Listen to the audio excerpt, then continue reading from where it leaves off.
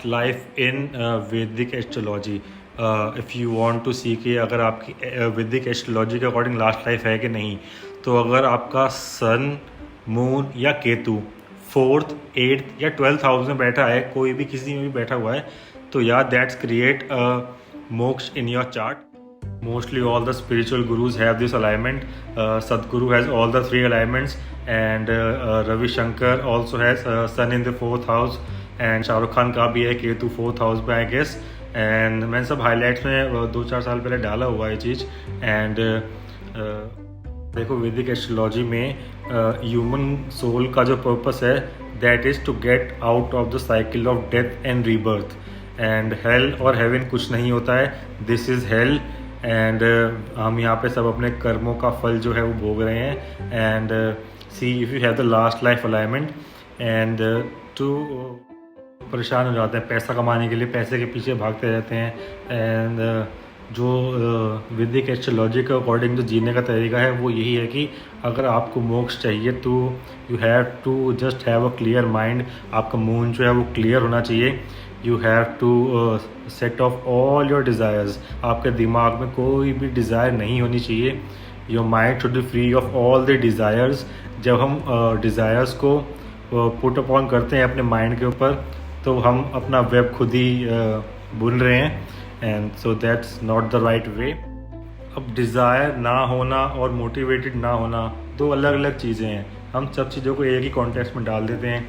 And motivational videos का अभी क्या है, आप मोटिवेशनल वीडियोस देख लो, it will give you a high, temporary high.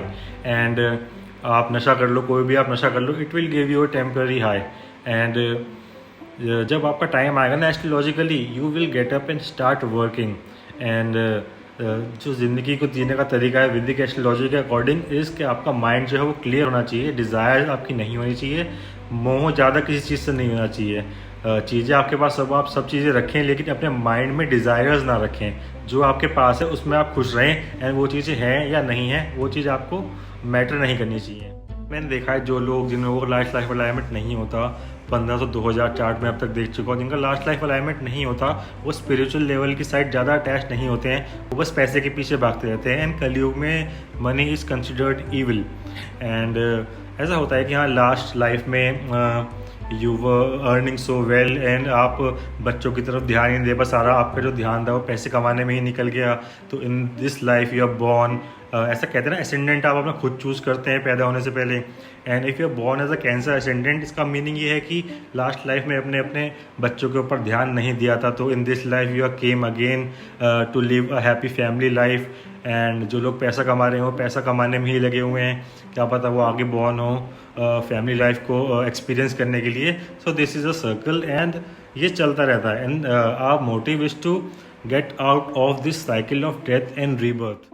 And Garuda Purana में भी लिखा हुआ है कि 84 लाख योनि को पार करने के बाद जो है वो ह्यूमन का बर्थ आपको मिलता है.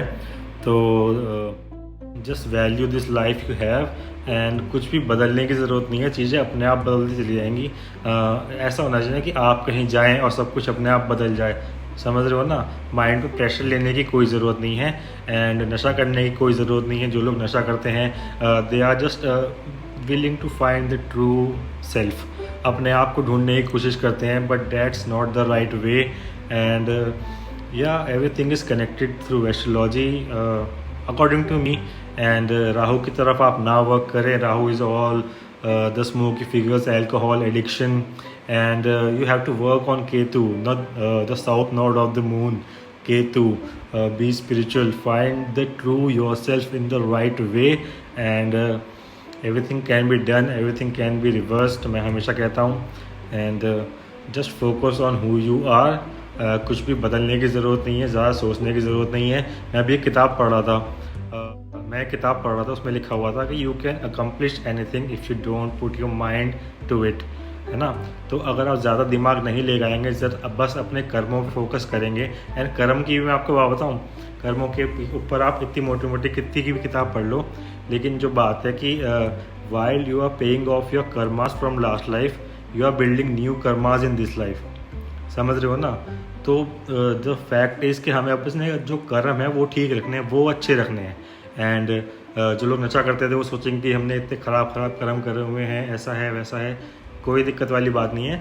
जो आगे कर्म है वो आप सुधार सकते हैं। एंड किसी का पेट भरना, just to feed someone and respect your mother, respecting your mother will give strength to your moon, and respecting your father will give strength to your sun। And ये 2-4 चीज़ें होती हैं, इससे पितृ दोष भी दूर हो जाता है। एंड जो आपके कर्म आपने बुरे कर रहे हैं